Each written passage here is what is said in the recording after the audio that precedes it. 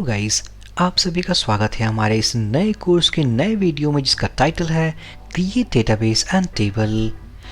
जैसा कि हमने डिस्कस किया है अपने प्रीवियस वीडियोस में कि हम क्रिएट करने वाले हैं एम्प्लॉय बेस्ड क्रेड एप्लीकेशन।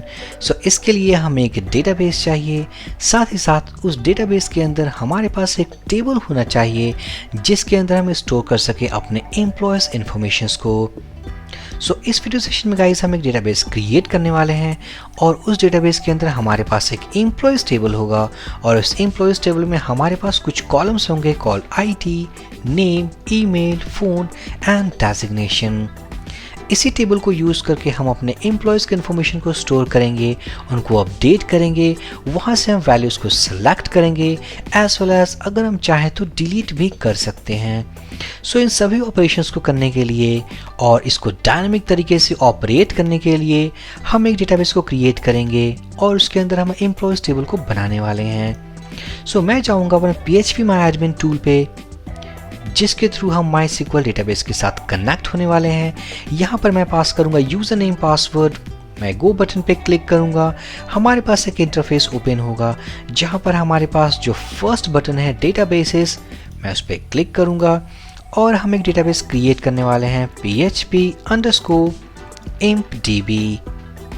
मैं क्लिक करूँगा क्रिएट बटन पे। हमारा डेटाबेस क्रिएट हो चुका है। फिलहाल हमारे इस डेटाबेस में कोई भी टेबल नहीं है। हमारे पास जो टेबल होंगे अपने इस क्रेड एप्लीकेशन के लिए वो होंगे एम्प्लॉयज़ टेबल। इस एम्प्लॉयज़ टेबल को क्रिएट करने के लिए हमारे पास दो ऑप्शंस हैं, या हम अपने MySQL कोड को एग्जीक्यूट करें, उस कोड में हम अपने इन कॉलम्स को क्रिएट करेंगे। इट मीन्स हमारे पास एक MySQL का रॉ क्वेरी होगा, उस रॉ क्वेरी को टाइप करने के बाद हम अपने PHP MyAdmin डेटाबेस के अंदर एग्जीक्यूट करेंगे और टेबल बनाएंगे। या जो बेस्ट ऑप्शन है जिसमें हमें कोड नहीं करना हो वो ये कि हम जाएंगे अपने इस PHP MyAdmin के इंटरफेस में और इसके इंटरफेस को यूज़ करके हम अपने एम्प्लॉयज़ टेबल को क्रिएट करेंगे। यहाँ डेटाबेस के अंदर हमारे पास एक इंटरफेस है क्रिएट टेबल का। हमें यहाँ पास करना है अपने टेबल नेम और number of columns. Employees table में जो नंबर ऑफ कॉलम्स हमें चाहिए वो होंगे total number of columns equals to 5। Table name होगा कॉल एम्प्लॉयज़। हम यहाँ पर PHP MyAdmin के इंटरफेस को यूज़ करके अपने एम्प्लॉयज़ टेबल को क्रिएट करेंगे। Number of columns equals to 5। Click on go button. हमने गो बटन पे क्लिक किया है। जो हमारे पास जो कॉलम्स हैं वो आईडी, नेम, नेक्स्ट कॉलम में है हमारे पास email, phone and designation. Column name specify करने के बाद हमें डेटा टाइप भी सेलेक्ट करना है। डेटा टाइप मतलब इस कॉलम में इस कॉलम में हम किस तरीके की वैल्यू को स्टोर कर सकते हैं। फॉर एग्जाम्पल जो आईडी वैल्यू होगा ये होगा employee ID which is a type of integer. हम इसके अंदर इंटीजर को स्टोर करने वाले हैं। डेटा टाइप होगा इंट और ये है हमारा लेंथ वैल्यू, मैं इसको पास करूँगा 5। नेक्स्ट है हमारा नेम, ये कंटेन करेगा एक string value, it means employee name string value. varchar इसकी जो मैक्सिमम लेंथ होगी वो होगी 150 कैरेक्टर्स।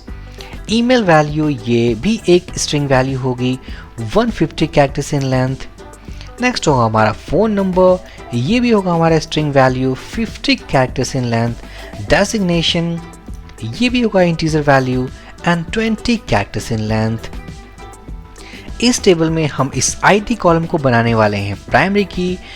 इस आईडी कॉलम के नज़दीक हमारे पास एक चेकबॉक्स है कॉल्ड ऑटो इंक्रीमेंट। मैं इस पर क्लिक करूंगा और यहाँ से सेलेक्ट करूंगा primary. Click on go button. अगर आपके पास ऑटोमेटिक तरीके से मॉडल ओपन ना हो, आप यहाँ से सेलेक्ट करेंगे प्राइमरी। साथ ही साथ मैं ये चाहता हूँ कि जितने भी कॉलम्स हैं हमारे आईडी के अलावा उन सभी कॉलम्स में मैं नल वैल्यू भी सेव करा सकूं। उसके लिए मैं चेक करूंगा इस नल चेकबॉक्स पे। इस चेकबॉक्स को चेक करने का मतलब है कि ये सभी कॉलम्स हमारे नल वैल्यू को एक्सेप्ट कर सकेंगे। इन सभी चीज़ों को करने के बाद मैं यहाँ पर जाऊँगा, क्लिक ऑन सेव बटन और हमने अपने एम्प्लॉयज़ टेबल को क्रिएट कर लिया है। इस एम्प्लॉयज़ टेबल के अंदर हमारे पास जो कॉलम्स है वो है ID, name, email, phone and designation.